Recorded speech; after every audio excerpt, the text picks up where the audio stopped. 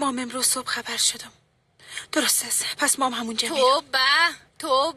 توبه چشما ما روشن کی آمده؟ حسرت ارکان آمده. بیا بفرما. مام شیر می نوشیدم به تو آماده خواد کردم. حالا جانم بیا دیگه. بیا.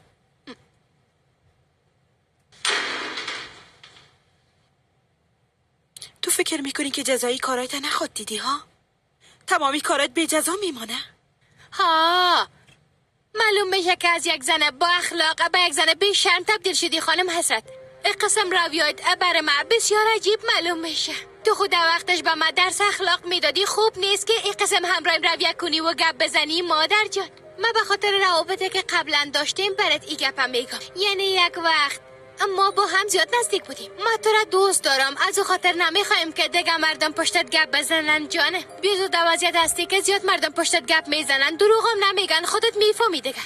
باید بگویم که از روابطتان همراه محمد امیر کلگی خبر داشت. تو متوجه هستی که چی میگی؟ گپای ناق نزن. دروغ نمیگم. میبخشی. اگر دروغ میبود حاله همراهیم این قسم رویه نمیکردی.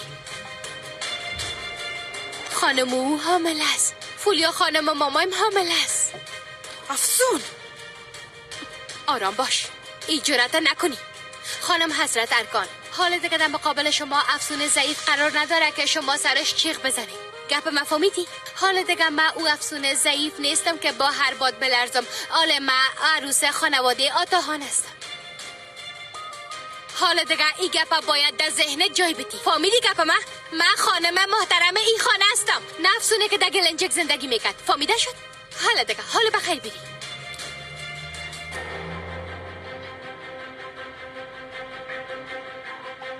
بیزا بیا این شیرم گرم کو.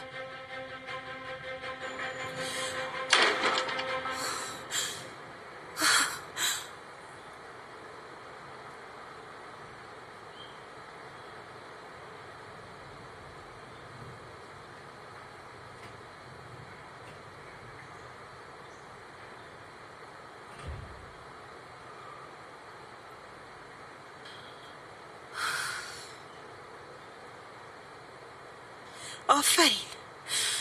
بسیار به خوبی افسونه تربیت کردی خانم سلطانه. شاید بالای او زیاد افتخار کنی. من همیشه سر افسونم افتخار میکنم. بسیار تشکر. شما چی قسم یک انسان هستین؟ قلب من اینقدر باید یاره تحمل کرده نمیتونه.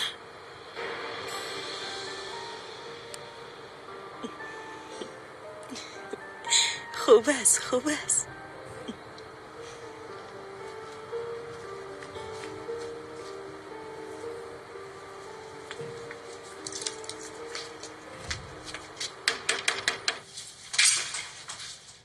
آی خاله جان خوش آمدی. بیا ماشاءالله. بیا دیشب چطور تیر شد دخترم؟ خوب بود.